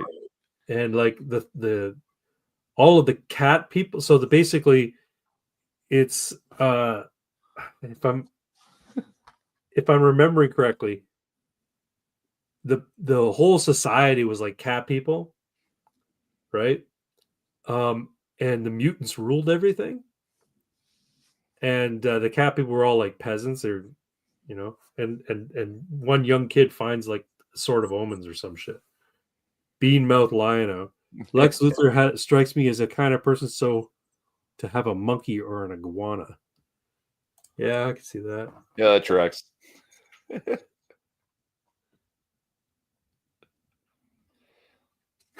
Yeah, there was an animated series that was like a Lace is here. Hello, dear friends. Hello. Merry It was Christmas. like a sequel to the original Thundercats. But again, they made it so that like the girl bosses were the ones who were like gonna save the day, just like in that He-Man relaunch, or is essentially Teela's story. Teela was the boss. Teela was the hero. I don't think he'd have a monkey because his bald ass would get jealous. Yeah, he'd probably have. What would Lex Luthor have as a pet? A fucking monitor lizard on a leash. I was thinking like a tarantula. Because Lex Luthor is kind of like a spider in the middle of a web. Sure. But like as a defending pet, No, just something he keeps in a jar. He keeps it in like a fucking terrarium in his office, and it's like a giant terrarium. You get jealous of the spider's hairy legs. There you go. Oh, what are the hairless cats, right? Yeah, one of the hairless cats. That's right, Mr. Bigglesworth. Well, like it should look villainous, but it's too awesome to be the bad guy. I'm sure you've seen it. That photo from out in Middle Mongolia. No. Right? The Mongol, he's standing there, with a huge smile on his face, right? Like next to his pony, his falcon resting on the arm, and at the end of the chain, a fucking snow leopard with all of his sheep in the background. It's just tundra as far as the eye could see. And he's just like, fucking awesome. Lace has got a naked mole rat. There's some freaky looking creatures, naked mole rats. Yeah. They I might be misremembering, but naked mole rats are like the only mammals that live in like a sort of a hive type of setup, kind of like ants. Am I wrong? Luckily, as a Silverhawks is safe from being ruined, nobody will ever touch that franchise again. Didn't they try and relaunch it? Maybe they tried and relaunch the toys. I don't remember. Silverhawks fan. I don't know. Like Silverhawks was just a reskinning of fucking Thundercats. It was just done in space. Sort of. It was. Yeah. Their villain like transformed. They armored up. Yeah. Anyway, it's just a way to sell toys. A lot of those. Exactly. Like Sectors. Remember Sectors? They're like pub people. Yeah. Yeah, they're like action figures with fucking antennas on their head. Hey, look, it's oh, but you know what was fucking awesome? Their vehicles, their mounts were like hand puppets. Visionaries. Oh, I love Visionaries. That had a great show. Magical Light. Yeah. Yeah, that had a great show. The animation in that show was top fucking notch, man. Oh, yeah. But also like the way they had to earn their animal power. Yeah. Right, that they're all racing for the gauntlet. Yeah. Yeah, and it's It- how you accomplished your goal was like your animal spirit and shit is like this is decent, man. Yeah, It's it was well put smart. together. Smart. A At least couple of them Centurion's had those safe from a wicked woke stats. reboot. Yeah, safe Centurion. I saw. You ever watch Toy Galaxy or Secret Galaxy? No. It's a YouTube channel where basically they go over all retro toys and cartoons and shit like that. And they were talking about how Centurions was like how basically it came out at just the wrong time for it to take off. But it was a really cool toy idea because they had these suits that had little holes in them, and you could just plug shit into the holes. So you could share accessories from other figures, and you could buy accessory packs. So it was really smart because they could just sell new weapons to plug into the guy. Ronin Warriors was probably safe too. Used to love that one back in the day. You guys are probably too young to remember Rocket Robin Hood. Do you remember Rocket Robin Hood? Oh yeah, a little bit. Like I mean, not Yeah, distinct. it was a Ralph Bakshi thing. It was like 70s, 80s, early 80s, late 70s. But I was always like, that needs a live action treatment. Someone should take Rocket Robin Hood and make a live action movie out of it. That'd be so good. Inhumanoids was great too. Yeah. Yeah, you know what the problem with the Inhumanoids, the cartoon, it was like one of these serialized things that just you had, if you missed an episode, you were fucking lost. Macross Saga, I don't Southern remember Cross, Mos Piata. I don't remember Macross Saga. That was an anime. Yeah. Yeah, the one anime that I was exposed to as a kid was Battle of the Planets, which is basically a dubbed version of Gotcha Man. I don't know that either. It's like a team of like fucking bird themed superheroes, and they flew around in a giant blue and red fucking ship.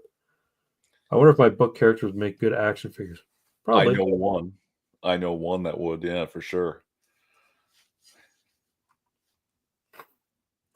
Yeah, I remember them good old cartoons. We don't have shit like that. Like that's what things should get back. They should make like cartoons used to be cool because they were they were used to sell toys, but they're also like adventure stories. You know what I mean? Like there was like discernible good guys who had to stop discernible bad guys. Mm. And they would have like tense adventures where someone was going to get hurt or die, and then it turned into cartoons became this thing where it's just all about fucking kids having recess and shit. I'm like, what the I don't want to watch a show about a kid who's fucking building a tree fort. Like, fuck, I do that. I want to watch a show about a guy who's got a mechanized arm that, like, he can extend 150 feet and catch a bad guy. Long arm. Long arm. That's right. Fucking bulletproof. Law. They're bulletproof. Fucking cops. Because I think there may well be some. Well, I mean, look, what was that thing that was shoved into the bill? Let's circle back to Elon Musk and Vivek Ramaswamy here. 1,500-page keep the government running bill. Also inside this, we're not going to call people who have been convicted of crimes offenders. We're going to call them justice-involved individuals. Like, they want very much to gray out everything. They don't want a black and white. And they don't want children seeing black and white, that there is such a thing as good, there's such a thing as evil. There's the right thing and there's the wrong thing. No, exactly. And have them thinking like that, because then how do you muddy the waters for them? How do you gray up those areas? We need to make things morally ambiguous. We need to make reality become transient, which is why, men and women are not there. There's no sexual binary. There's no men and women. It's a spectrum, right? Fuck off. It's a spectrum. No, it's true. Because they're all Satanists. That's what it comes to. And then, other ridiculous things in the bill. $20 million or $120 million for hiring more molasses inspectors. Like, that's really fucking important. Molasses inspectors. No, they really need to, like, they should pass a law in Congress that omnibus bills are verboten. You want to pass a bill for molasses inspectors? You put forward a bill for molasses inspectors. and then they can vote up or down on it. I mean, the fact of the matter is, most times they don't vote on these bills. Like Marjorie Taylor Greene was exposing the fact that when they're holding like when they're reading bills in the House, there's like 6 people there. That's it. They don't have everybody. You have to basically, some member has to call for a floor vote. And that basically will summon everybody in Congress to come from their offices and go into chamber, and they have to fucking vote yay or nay up and down on any given bill.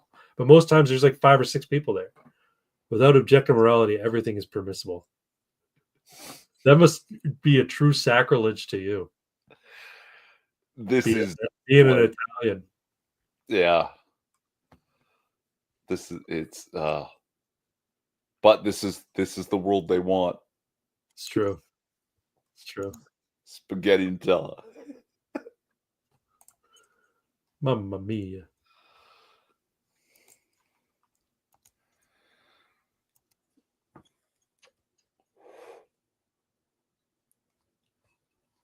So that I bill got cut I want down to show you a YouTube channel. All right. The bill, Nano Reaper says the bill got cut down to 118 pages. That's right. Pox says Papa Elon has done more to troll the corrupt F-slurs in the past couple of months than the entire alt-right has in 8 years. 2 scoops, 2 genders. Bills should be limited to 10 pages and single subject with no riders. I mean, sorry. I don't know. Stuff is complicated.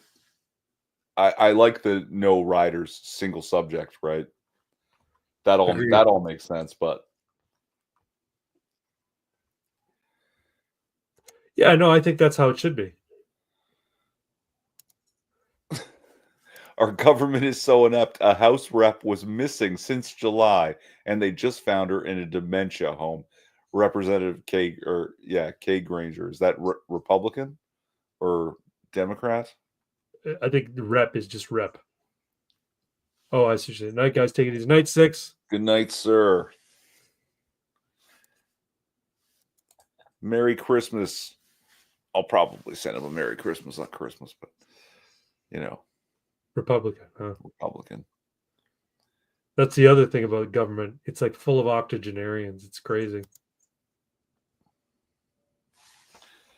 What have we got here? This is a YouTube channel I like watching. I think she's pretty funny. Her name's Sylvia, and her channel's called I Laugh at My Own Jokes, but I is AI. All right, here we go. Rodolfo, I see nothing. I'm sorry, I don't think my nose is bright enough. You better hope it will be bright enough to light up your intestines once I shove it up your cooler. You are some Santa? Is it really you? Did you attack a child again? Rodolfo, shut up. The only reason your nose is shiny is because your family tree is a Santa. Darling, what do you think that noise was? I don't know, but whoever it was left a note saying that our cookies are bland and any milk from a male animal is better than whatever oat shit we put in this glass. He also beat up our child. Santa, I think you need to be more tactful when entering people's homes. Rodolfo, do you still get bullied by the other reindeer? Well, sometimes, yeah, they call... Okay, so this child wanted a Lego helicopter for Christmas, but he puts ketchup on his spaghetti, so he gets his dead cat. Okay.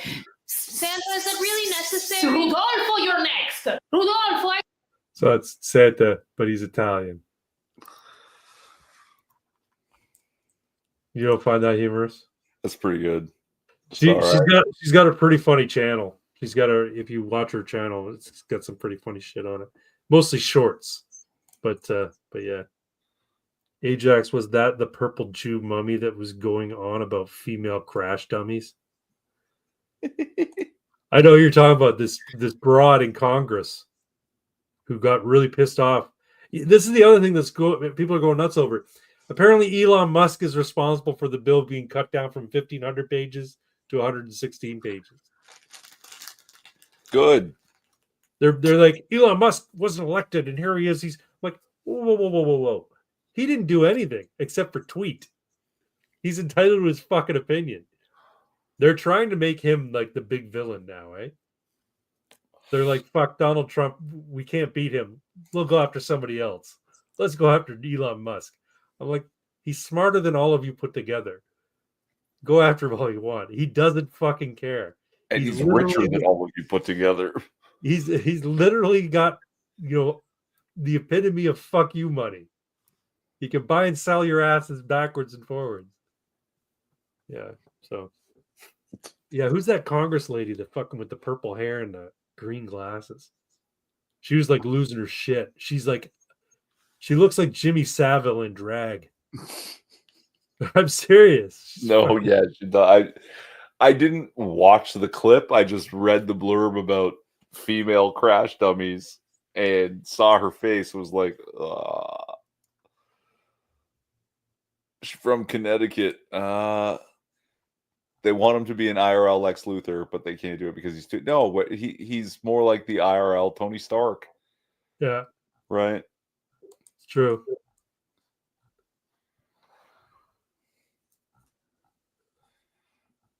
If anyone's going to jump the leaps and bounds from these robots straight into an Iron Man suit, it's Elon Musk. He's the only one that can make this possible.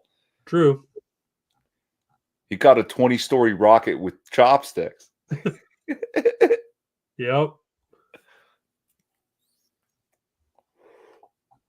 I'm trying to find a picture of this chick. He's still too autistic. I don't know if you watch those movies. Tony Stark is fucking autistic, bro. He's seriously high functioning, but he's very autistic. I don't like people handing me things.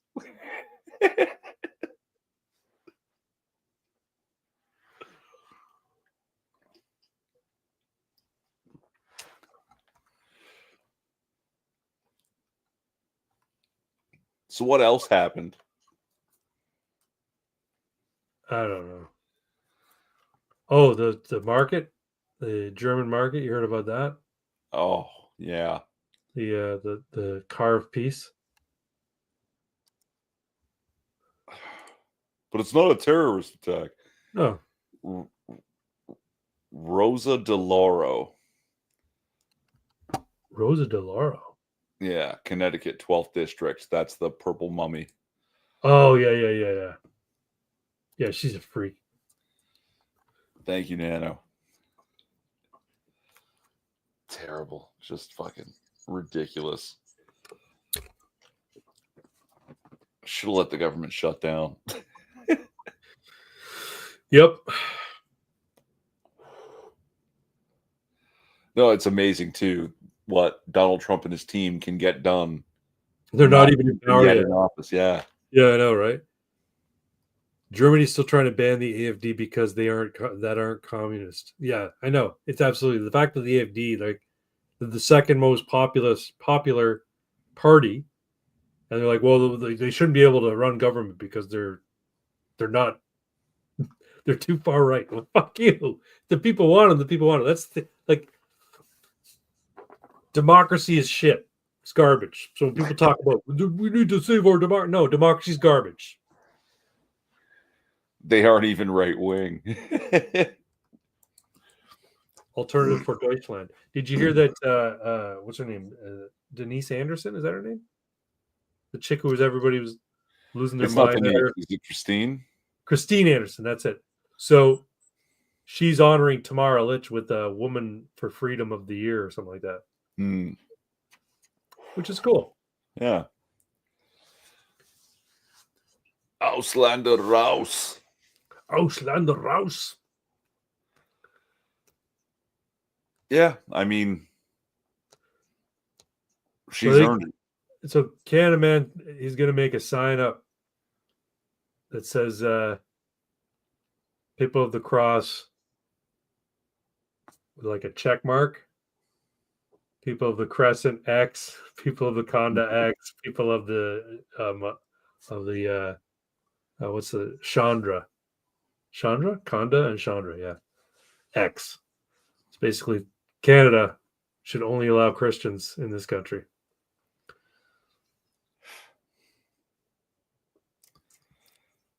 Yeah, I hate to say it, but it seems to be true. I don't think the Nations of the Cross can coexist with Nations of the Crescent, or people of the Cross can coexist with people of the Crescent. It's the other way around. Yeah, exactly. People of the Crescent can't coexist with any other people. Stick to your own. You know that joke? You remember that guy when Canada Man and you went to on Canada Day, went to Queens Park? Yeah. Remember that guy Joanna Antajar? The dude with the who basically organized it. Did I meet him? Yeah. I don't recall. Yeah, he was the one who's talking about how he organizes youth hockey and shit like that. Oh yeah, okay. Yeah. Anyway, he's been online quite a bit, making posts about, Pierre Poilievre and, conservatives and, mass deportations and stuff like that. But people have given him shit because he's apparently one of his parents is a Jew. So he's clearly a Jew instigator. What do you call it? He's a Jewish plant. Right. Yeah. Anyways, like, look, my dad's Jewish, but fuck, I'm Canadian. I don't give a shit. I recognize my heritage, but I don't give a shit. Anyway, Europe has had a fear of anything with even slightly nationalistic messaging because they're still afraid of the mid-century Germans. Yeah, I know, it's fucking stupid. So you allowed the Nazis to win. Because Hitler was all aboard with the Muslims. He fucking loved the Muslims. So you're importing all the Muslims into Germany. Great. And then they drive through fucking Christmas markets and kill a bunch of people. Good job. And apparently he'd been there like 20 years. And he was apparently an activist for helping people get to Germany from the Middle East. Sure. His whole job was like advocating on behalf of people who wanted to leave Saudi Arabia and the Middle East to come live in Germany. And he had claimed that he was like an apostate, and that's why his life was in danger. But the Saudi Arabian government was saying, no, he's a murderer. He's a murderer, and yes, if we get him, we'll execute him because that's what we do to murderers. Wow. And yeah, the question says stay in the Middle East. I agree.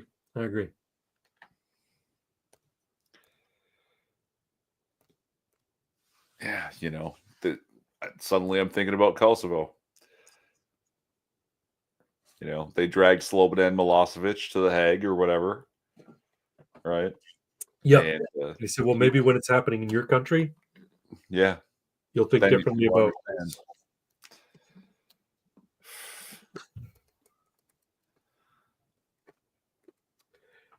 Crazy, man. It's fucking crazy. Wild. What other topics you got to talk about? You still playing Skyrim? You still playing Skyrim? No, I haven't played Skyrim in a while. No way. No, but yeah, I'm getting excited for Cavill's Warhammer. Like I have high hopes for it because if he's actually at the creative helm here, he'll be very true to the source material. So, yeah. And like you've got to watch Secret Level. Get Monster Hunter and words.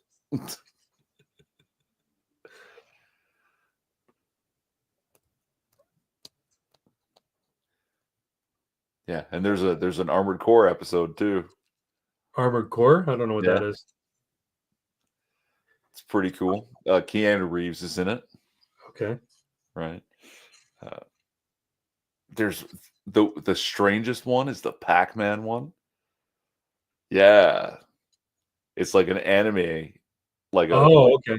Animated Pac-Man episode about and it's just gruesome and fucked up. Yeah. Yeah, like some of them are really good. Restore the Byzantine Empire Turkey only to a buffer against jihadists in the Middle East. According to Medicare, they only gave Mega Man 5 minutes and did a full 30-minute episode about Concord. Pac-Man looks nothing like Pac-Man. What's the name of the show again? It's on Netflix, you said, right? Secret Level, and it's on Netflix? It's on Prime.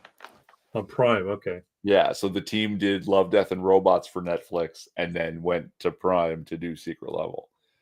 Here's the thing I don't like about Prime. Commercials. Why am I paying for a streaming service if they're going to put fucking commercials on it? Fuck you. I already paid for cable. Cable was supposed to be commercial free. Their claim is that way they don't have to jack up the price. Fuck you. You've been jacking up the price anyway. Sure. But I have noticed when binge watching things, after like 3 episodes, they just stop putting commercials.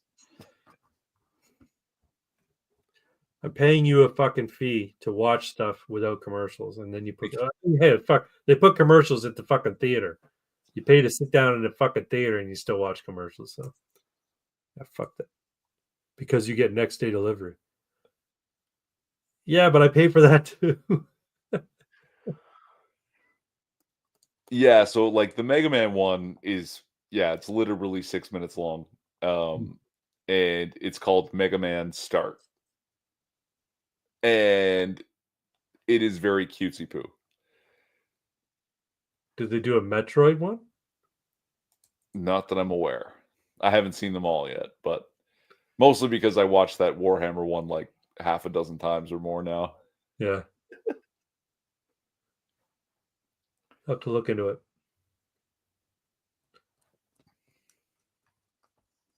Prime was worth it when it was 10 minutes, not so much at 15 minutes. $15. Yeah. None of them are really worth it anymore. Netflix is shit. Like the stuff on Netflix is garbage. And you know what's funny? YouTube has a lot of free movies on it now. And if you don't mind if I'm going to watch ads, I'll watch fucking YouTube movies and get an ad every 15, 20 minutes. Big deal. Yeah, YouTube has always had bootleg stuff on it. Yeah, but they even have official YouTube movies for free. Like YouTube has a section for movies, and some you can buy or rent, and then others are free. Most of the free stuff's garbage, but it's free. Like you don't have to pay for it. So, yeah.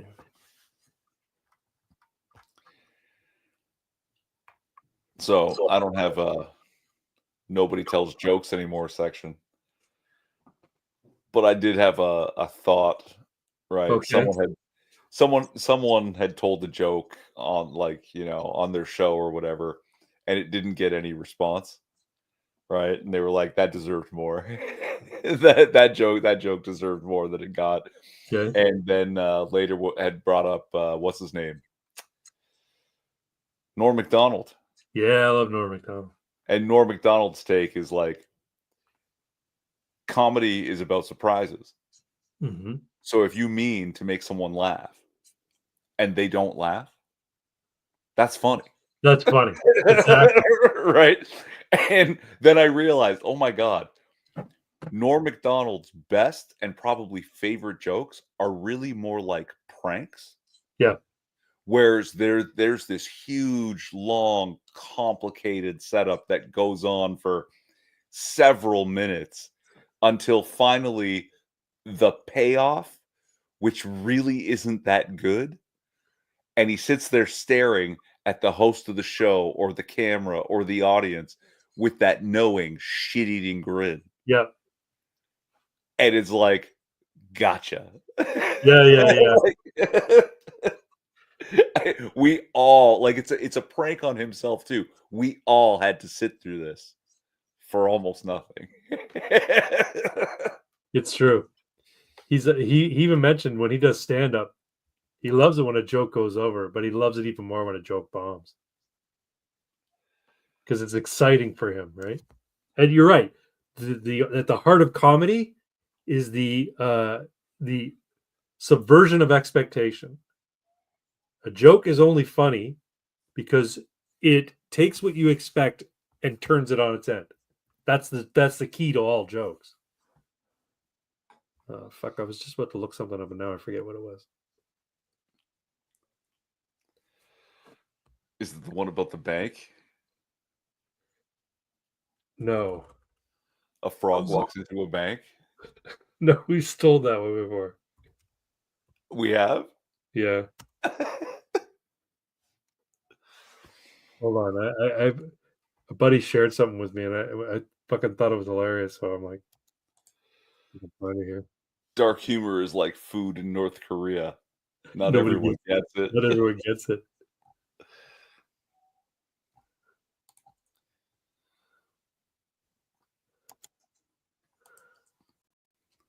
Nano saying when you add up Netflix, Prime, Apple TV, whatever, it costs as much as cable anyway. Yeah, probably. I gotta share this with you. I thought this was funny.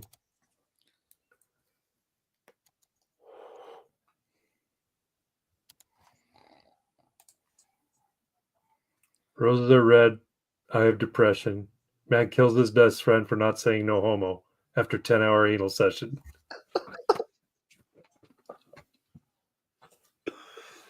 Dude, you gotta say no homo or we're gay.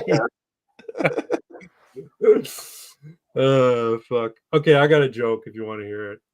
I think I've told this on my channel before, and I don't think it got a very good response. I might even removed it because it was so awful. All right. So Sherlock Holmes and Dr. Watson. Have you heard this one before? Well, there's dozens of Holmes and Watsons. You're gonna have to give us a little more.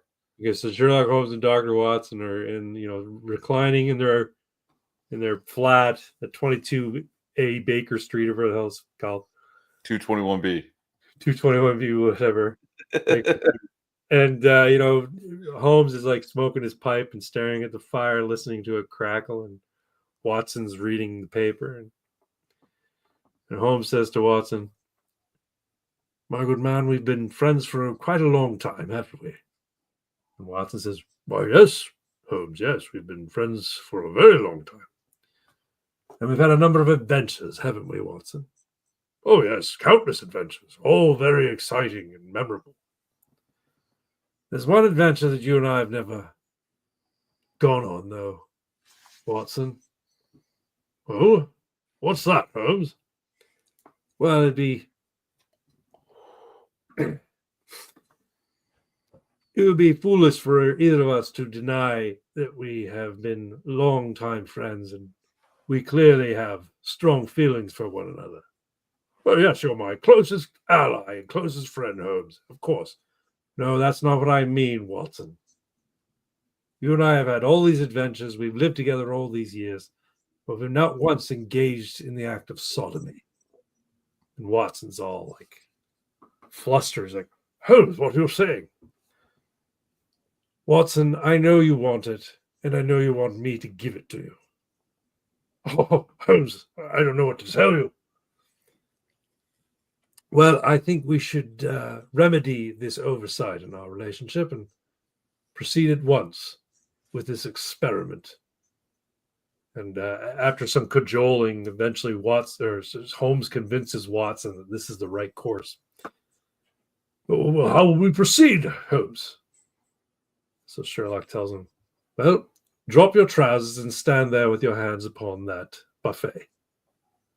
So Watson does as he's told, and Sherlock Holmes takes off his trousers and he walks over to the icebox. And he grabs a pie out of the icebox. And Watson goes, "What are you going to do with that?" And Holmes says, "Just you wait, my friend, just you wait." He walks over to Watson and he takes the pie. It's a lemon meringue pie, and he smashes it right onto Watson's buttocks. Starts smearing it all around. "Oh, it's cold," says Watson. And Sherlock just smiles his impish grin. And then, now that he's at full mast, he enters Watson from behind. Oh, says Watson. Watson says, "Oh, Holmes, it's so smooth. Why is it so smooth and soothing?" To which Holmes responds, "Lemon entry, my dear Watson, lemon entry." I'll tell you that is not the way I heard that. No? You've made it so long. And I made it very uncomfortable for anybody listening. Yeah. Right. No. I for anyone who wants to tell this joke in a much shorter fashion, they're sitting. Yeah. Holmes drops his pipe and says, "Watson, could you fetch that pipe for me?" And when Watson goes to bend over to pick up the pipe, he pulls a lemon out of his pocket and shoves it up Watson's ass. And Watson goes, "What the hell is that?" "Lemon entry, my dear Watson. Lemon entry." All right, there you I go. like mine better. I like my story better. Yours is more elaborate, sure. It really is. And it also speaks to the unspoken, subtext of their relationship that everybody knew about, but nobody was willing to say. Anyway, I told my brother that joke and he laughed.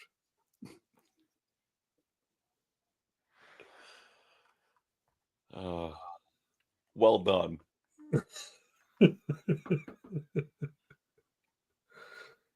You're welcome. Oh, excuse me. Oh, Yeah. But we're at 2 hours. We've yes, told we some are. jokes, addressed some politics, even talked a little bit about games. We did. So yeah, like I mean, sometimes Prime isn't worth it, but sometimes it has secret level. So, Well, I think I got about 2 more episodes of One Piece. So I'm going to give them a watch. And then I'll check out this secret level on Prime. Yeah, do it. Will do. But I think it's time. I think I'm going to hit the buttons, call it a night.